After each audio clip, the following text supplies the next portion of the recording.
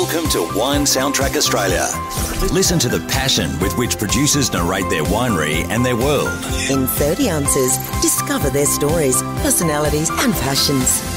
Hello listeners of Wine Soundtrack. My name is Priscilla Hennicum and today here I'm going to interview the two main guys for Munda Wines. So Tim Smith and Pauly Vandenbergh. I hope I can actually tell your name very clearly for everyone to listen, guys. So tell me guys, so what's about the idea to start Munda Wines? It's a good question. It's probably taken a little while, but Damien and I worked together in a previous life. And we were working on a few projects together. One was a tuna business, which we sort of got going about 5 years ago. But it was actually Damien's background in the wine industry that sort of sparked our interest around, if we're going to have a seafood business, we need sort of some good wine to go with it. And it was a bit of a joke, I think, at the start, but then it became pretty serious when we kind of discovered there wasn't many Indigenous people in the industry, not many Aboriginal people in the industry. My family and I and my community have always kind of been wanting to get into different industries in Australia and having an Indigenous brand to something.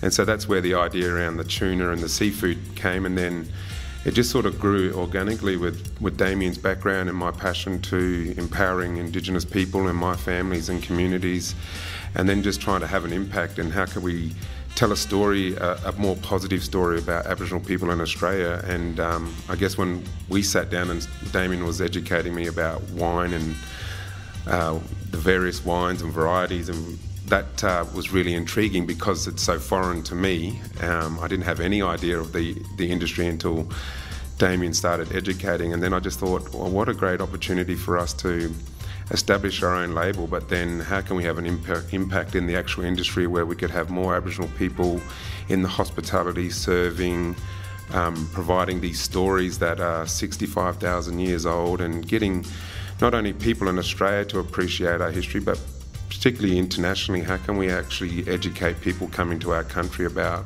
our beautiful culture that not many people know about? So your mission is actually to spread the word and actually people know the original story about Australia. 100%. I just think a lot of those stories have been lost or not told, and not told in a positive way. And I think for far too long my people have been probably represented in the media, and I think Damien and I think what we're trying to do is showcase that Aboriginal and non-Aboriginal people can work together and create some really meaningful and positive change.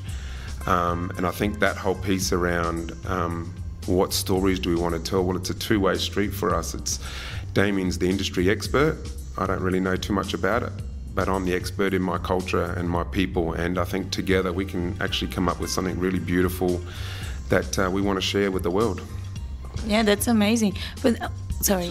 And just to add to that, I think when we were starting this, we were sort of looking, at the Australian wine industry. So if you look at the wine industry, which is, 200 years old here, and you were looking at all these words that were being used, both domestically and export-wise, and it could be brand names, it could be regions, it could be the Coonawarra, for example, it could be brands that you've featured on your program like Wirangu. So all these words, Indigenous words that were being used, but did we actually understand the true meaning and origins of these words?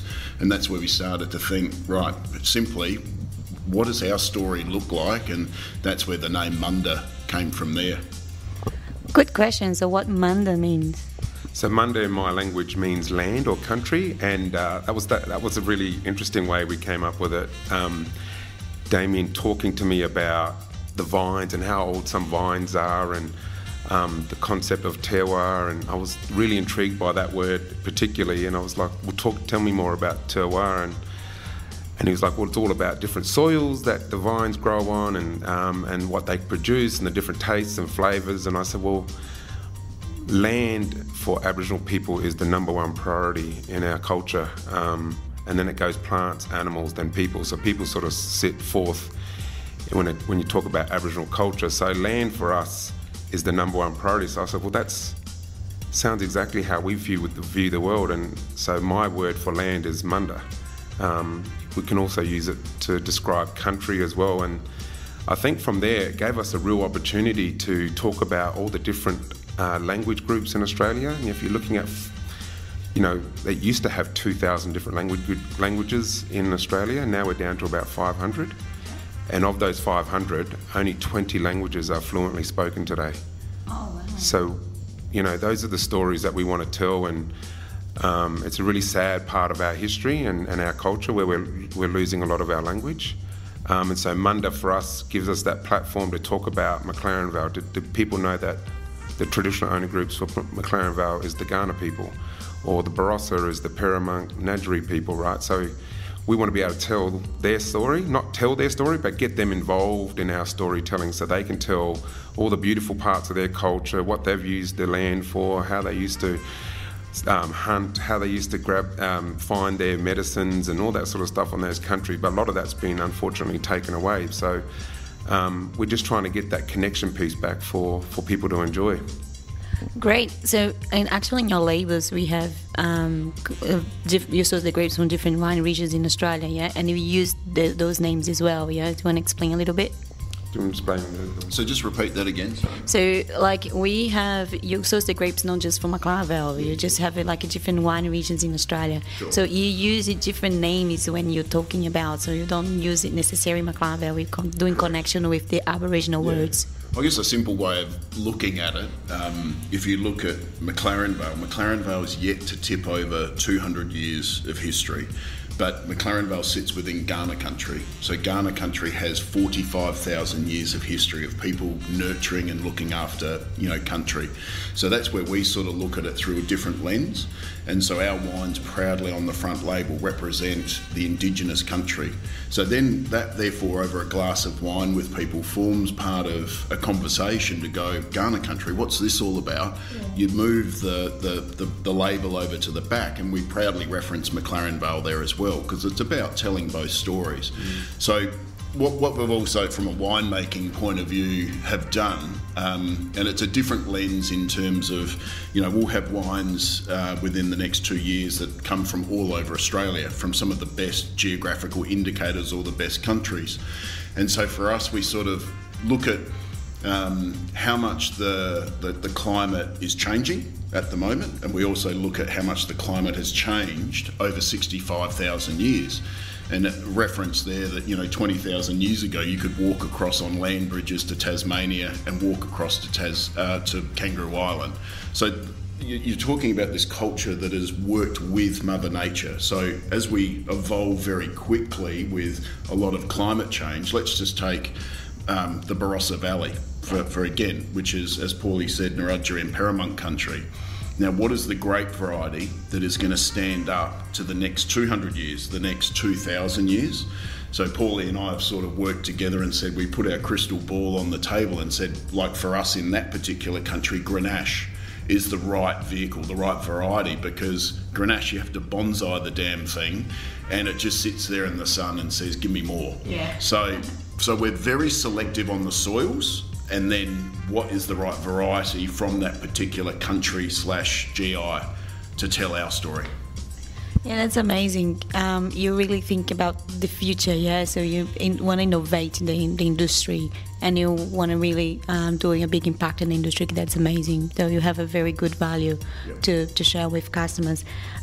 So how many bottles a year do you produce at the moment? So you're small, medium, bigger?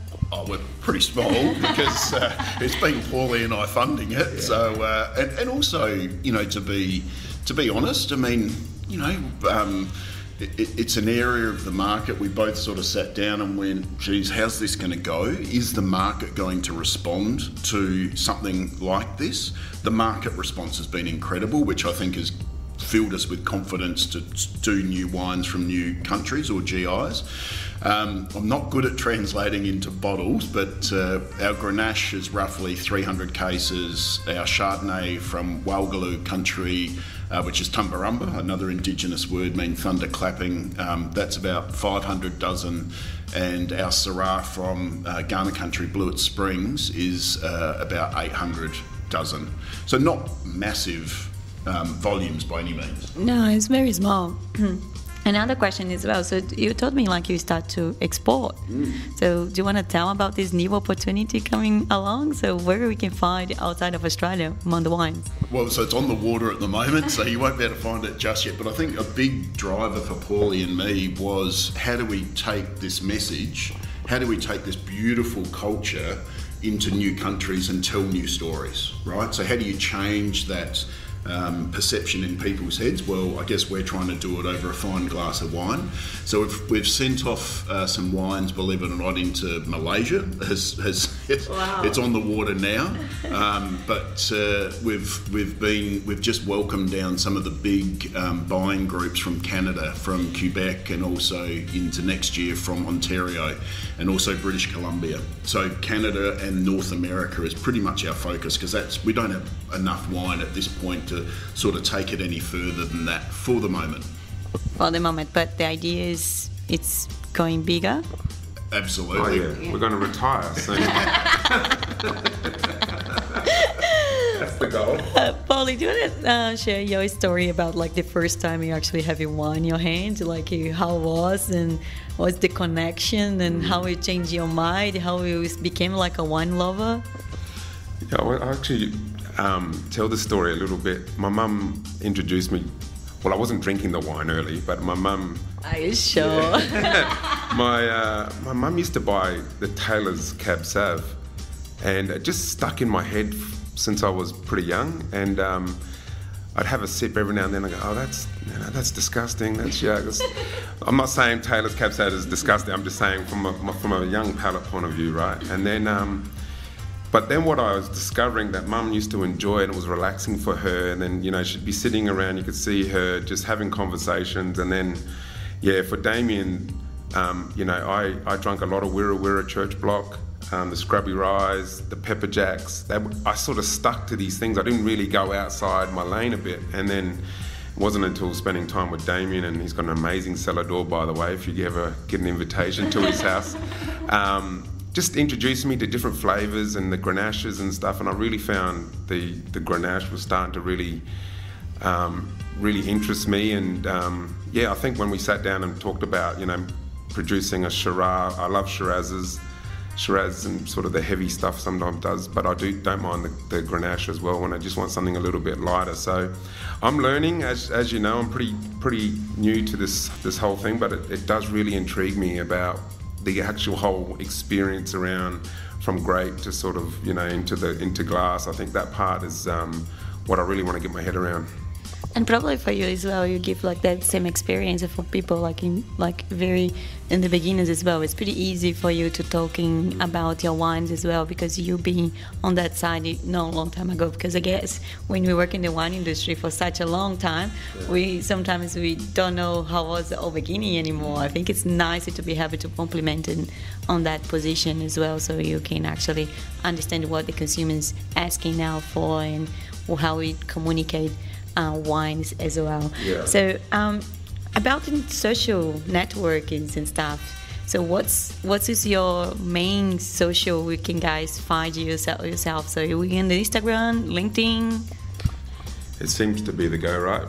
Instagram. I'd say Instagram, I think, because we're such a visual brand, and I think that's a big way that we want to tell the story. So Munda Wines on Instagram. We're just setting up our LinkedIn profile at the moment, and we do have a Facebook page as well. But I'd probably encourage everybody, go and have a look at our website. So mundawines.com.au will give you a really good insight, and it's always changing in terms of some of the new stories that are coming forward from the brand.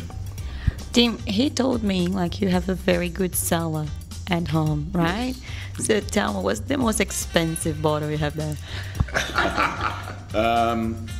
Probably. How many Coty from France? No DRC, but I do have some beautiful bottles of 200-year-old Hennessy cognac. But probably the one that's I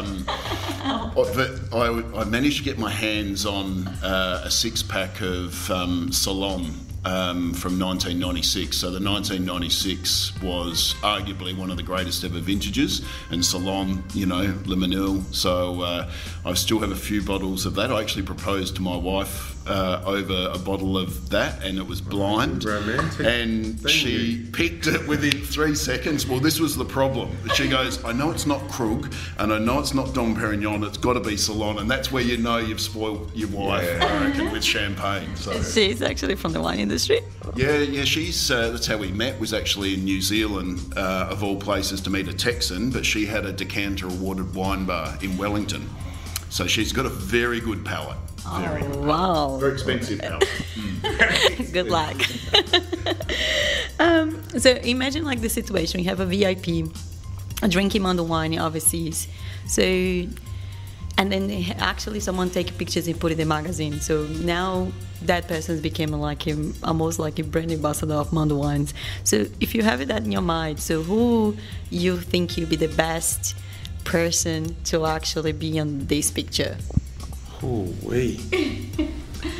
be actor, can be a singer, can be... One of my family members plays in the NBA. His name is Paddy Mills. He plays for Australia basketball. So he's really keen to be involved and be a part of the company. So I would say Paddy Mills first, and then secondly, I would say Jay-Z. Good pick. Amazing pick. Jay-Z might be the one with his following. Yeah. Just to get a good read. Get it right out.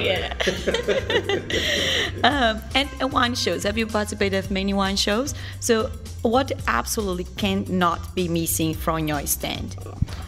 From a wine show point of view, because we haven't had a lot of stock. We haven't participated in a lot of wine shows. Anything that we've been involved with, like we were very quietly at Pro Wine last year over in Germany. We were a little bit sort of under the table, and we were working, Wine Australia is really keen to sort of do something on another level with Munda, I think because our story is so different. So I think watch this space, but from a wine show point of view in terms of point scoring on the wines and so forth, we've had some amazing reviews come through of late. James Halliday, has really got behind the wines and what we're doing. Every wine has either scored 95 or 96 points, which for your first 3 wines to be in that sort of category from James, and then also from the likes of Mike Benny and Wine Pilot and WBM, the wines are serious wines. It's just, it's this mix of fine wines meets the ultimate storytelling brand. Yeah, this is amazing. That's what we need for the wine industry. Each vintage is a different story, right? So, in other words, what are there more things that repeat themselves or the opposite? Do you want to talk about the different vintages, how it's actually impacted so much Munda wines? Yep, I've probably got quite a few battle scars on my back from being around in the wine industry for a long time, and seeing different vintages, but I still come back to the Munda, the source of where the soils, the land that we source from will always tell a consistent story. And then working with really good winemakers who can help work with us across some of those sometimes difficult vintages. But I guess in Australia, we are incredibly lucky that, we don't have the vagaries, let's say, of Burgundy, Champagne, some of the European regions. Our regions are relatively consistent. So it's all about, for us more than anything, so if you look at the Grenache from Wirangu Kokatha, that's pure river sand. That's really important, I guess, for the profile that we want from our Grenache. We don't want to do a Grenache that's big and alcoholic and gloopy and prune juice like. We want pretty feminine styles. We want perfume in our wines. We want to get people enticed by the perfume and then drawn in by nice fine tannins. And wines that will also age accordingly as well. So more than anything, if you drew a blank canvas, go and source the best fruit. I know it's a cliche, but it is so true, and that's why it is a cliche. But go and source the best fruit from the best Munda, the best land, and then work with the best people around that, and you'll get a really consistent profile year in, year out. And that's the essence of what we do. Wow. And Pauly, like you became like in the wine industry, but do you want to tell us what really you wanted to be when you were very little? Like when I wanted to be this when I grew up. So what was the feeling that? That's an interesting question. It changed, obviously, like all of us, but I actually wanted to always just be a professional basketball player. Really? Yeah, so I managed to do that as well. So I played in the National Basketball League here in Australia. That was always my goal, just to play basketball. I was obsessed with basketball. Wasn't a long career. If you blinked, you missed it. But I enjoyed it, and I actually what I discovered was the platform that sports gave athletes, and I've used that ever since my career ended, engaging young people, not just Aboriginal, but Aboriginal and non-Aboriginal young people, and just trying to have an influence over their life. And I spend a lot of time. I've got my own foundation. It's called the Jindu Foundation, which I established 4 years ago, which is always about helping Aboriginal and Torres Strait Islander young people to not only gain their year 12 and not only transition into university, but I wanted them to believe that anything is possible. And my story is a bit like a lot of the kids that I see in my foundation, where I come from a pretty regional, remote community. We had all the challenges growing up with poverty, overcrowding, alcohol challenges, and I'm still here standing, and I finished school. I've got a double degree. I've got a couple of businesses, and going really well. And that's the story I keep telling these young people about, believing that anything is possible. So sport gave me that confidence to do that, though. So that's always been my driver, and family obviously is a big part of that as well, right? So I actually always wanted 8 kids, but I stopped at 3 because that was enough.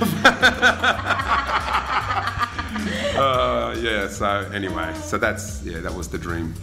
A very good story, like very inspirational. So you came from a very poor family, and you today is a businessman. Yeah, well, we haven't quite made it yet, but I think Damien and I are on the right path, and we believe in what we've created at the moment. And there's still a lot of hard work, as you know, in this industry, and there's still plenty to do. But yeah, I think we're off to a really good start, really positive start. Yeah, that's amazing, because you can inspire other people and inspire even other Aboriginals as well to be where you are at the moment. Like you stand out. Absolutely, and then they get an opportunity to tell their story, and that's the part of it, right? We want other people to be able to share their story, and the role modelling from there that exists then, right? And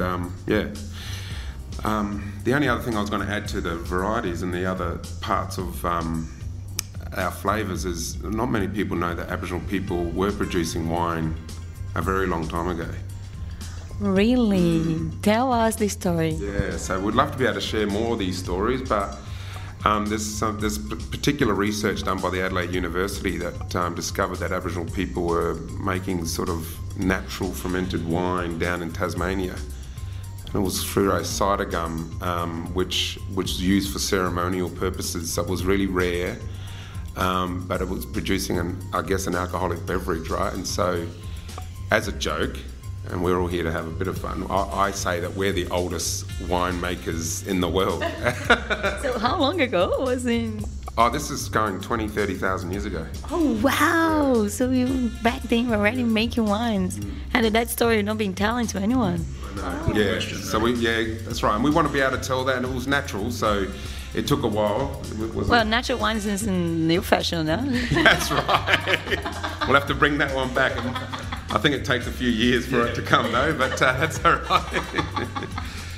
It's making everyone talk about natural wines now. That story is really interesting because, they believe that it was about 3%, so as a fermented product from the sap, from the cider gum. But, once colonisation came through, the first Europeans that came through were wondering, like looking at the mobs down in Tasmania, and then they started tapping into the cider gums as well. So unfortunately the cider gums under a lot of pressure, both environmentally, but also because a lot of them have been tapped so much, because when the Europeans came down, they were like, okay, this is pretty good, we're onto this. Wow, wow, that's amazing. So So you're pretty keen on this sport, so that's your story, sport, and then now becoming the wine. But are you supporter of any other sport or any sport teams you're really passionate in? And do you want to tell a little bit the sports side of Pauly? Yeah. So for the last 13 years, I've been in the AFL industry, so the Australian Football League, which is the number one sport in Australia.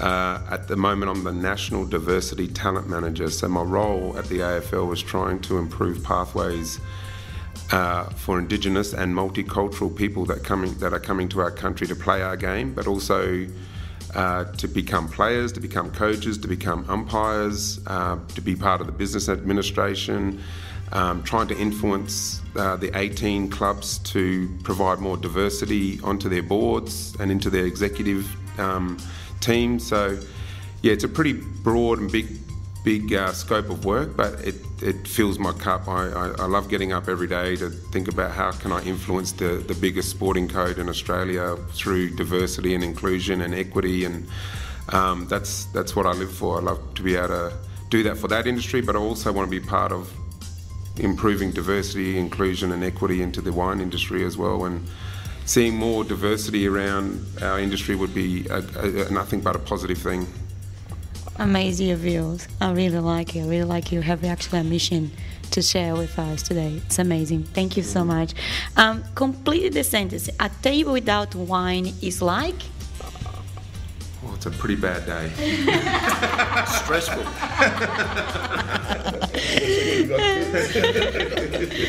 So what sort of wines you'll be drinking in the future? What do you think will be the new trends in the wine industry? Well, I think you're already seeing that in Australia, and I think what we're taking to the world. And if you look at the styles of Munda, for example, we're not doing Shiraz, we're doing Syrah. So they're a little bit lighter on their feet. Oak is pulled back, letting the sense of place do all the talking. And then also, it's all about that sense of place and fruit purity and alcohol just being dialed back a bit. I mean, in Australia, we have no issue with getting fruit ripe. That's the least of our worries. So it's more so about, I think, that ultimate sense of where did this come from and what is being done at the core to actually make sure that future generations can continue with this. So it's all of that timeline, I think. But from stylistically, I mean, you look at our Grenache, which is 14% alcohol. Now, a lot of Grenache traditionally was up at 16.5, 17%. And I find that sort of style, I'm not going to say it's undrinkable, but it's not my style. It's just too heavy and the alcohol really just hits that tipping point. So I think stylistically finding that nice balance in the wines where you're mixing, that sense of place, fruit purity, and keeping alcohols in check and keeping oak sort of just in, I guess our philosophy is sort of mid to back palate framework, just to frame the fruit, not overpower the fruit. Yeah, you didn't answer your question about what future wines are coming out. We are the future. I've got to reel him in every now and then, right? Did you want to answer the question? I tell you what, we have to produce a sparkling, right? Otherwise, I'm going to be divorced, right? So. Oh yeah, for sure. You need a sparkling for girls, please. We're on to that. So we'll have our sparkling from Palawa country, which is Tasmania. That'll be coming out probably this time next year. Ooh. So full method traditional as well. So like higher quality one. There's one thing that we don't cut corners. As much as anyone wants to. We're small. We take the right time to get everything right before we take it to market. Yeah, no, that's amazing. Do you have a favourite? Favorite with sparkling? Or wine? Wine? Yeah, what's your favourite? Oh, I'm lately in this weather really liking my bubbles. I can't wait for actually you get your bubbles right. Yeah. But I do like Grenache, Pinot Noir. I'm very in the light side at the moment. I started like everyone else, I guess. Cabernet Sauvignon, Shiraz, and the heavy stuff.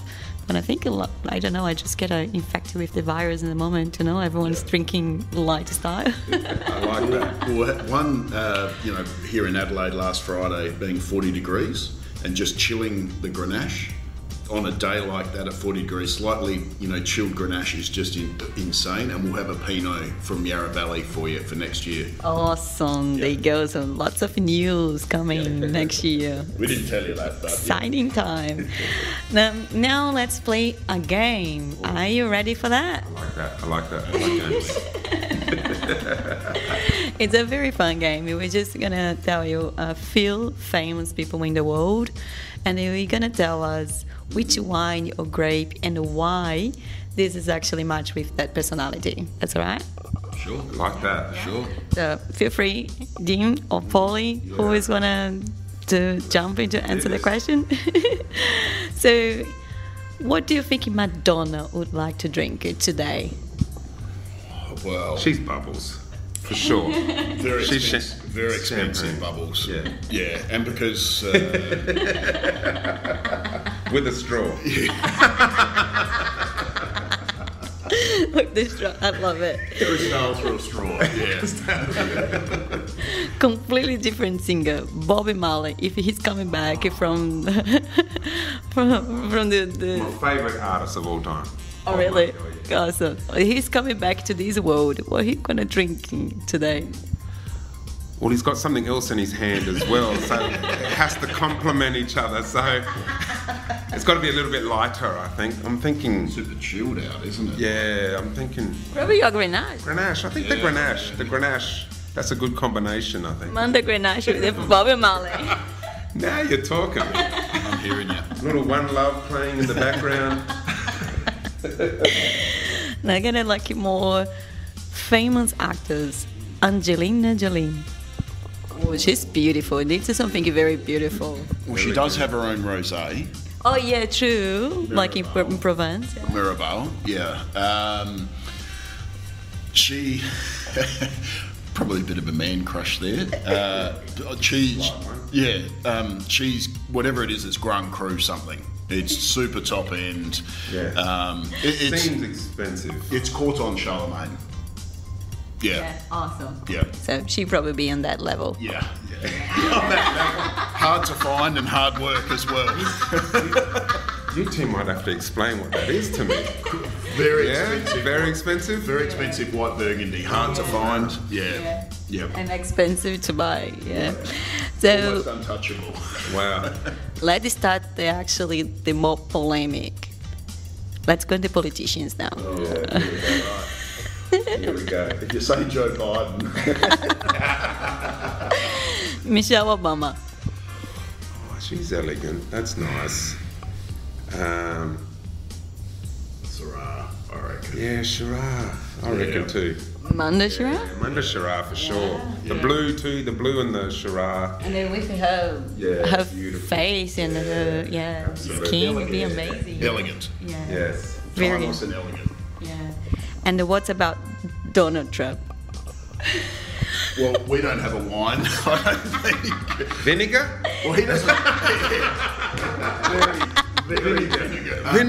Well, he doesn't drink, which is probably a good thing. Yeah, right. He's not a Scotch type. No, doesn't drink at all. Yeah, but it's definitely vinegar. Yeah. Vinegar. So just the one it did not go through. It's a good answer. I like it. Sorry, Donald. Nelson Mandela. Oh, that's class, isn't it? Oh, yeah. It's class. That's Hennessy cognac. Yeah, no wine at all, right? That's someone who just can sit and wait. It's almost like Vincent Lignari. It's I can sit and wait for my time, and I'm just ponder and it's taken 200 years to create that Richard Hennessy. I'm in no hurry. Yeah. Yeah, we drank that at 9 a.m. with that too. It was good. So just to inspire for this interview. Yeah, that's right. You should have bought some. Yeah, it was good. Pablo Picasso.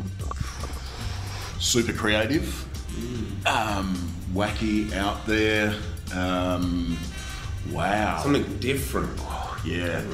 It's almost like in a pet nat sort of wacky sort of weirdness sort of area, I think. But then you think, It's a blend.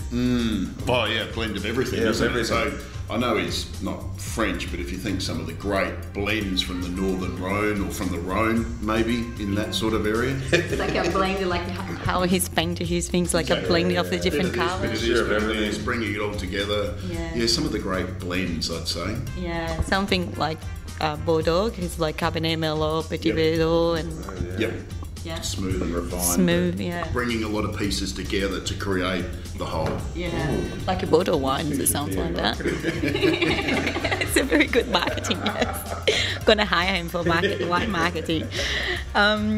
What about Bill Gates? Oh, where do you want to take this? Smart but rich. And with no moral compass.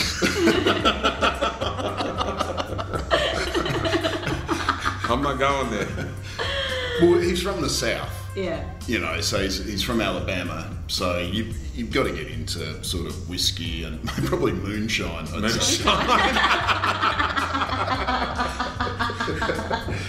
like that. Yeah. Moonshine. There we go. And we found something for him. Yeah, that's good. That's it for you, Pauly, because now we're going to talk about sport. Yeah. Maradona. Oh, Maradona. Wow. It's a bit rough. Flamboyant. Might be like a heavy Shiraz. Yeah. Hey? Yeah, I think It's so. a heavy personality. Yeah, right. Big personality, rough. Yeah, well, and you think... Thick hair. Yep. Yeah. Yep. Yeah, right. Something from Mendoza. Yeah. Oh, Mendoza, that's good. All right, thank you so much, guys, for the interview. We really love it, your time and the stories we shared today. What I love the most is actually not just to talk about wine, but you talk about your vision. And we can see actually we have a vision when you talk about Munda Wines. We wanted to impact the industry. We wanted to do things different, and we really think we both really thinking outside of the box. That's amazing. Thank you so much for the time, and I hope you guys enjoyed the interview. Did you like the interview? Oh, super fun. Very good, very easy. So thank you. Appreciate it.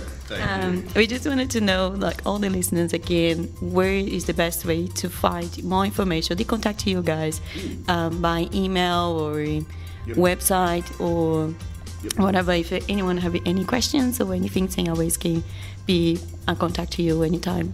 Yeah, absolutely. I just direct everybody through to the website. So, yeah, mundawines.com.au, and then all of our details are on there. And yeah, we're super responsive. Or through Instagram is probably another great medium as well.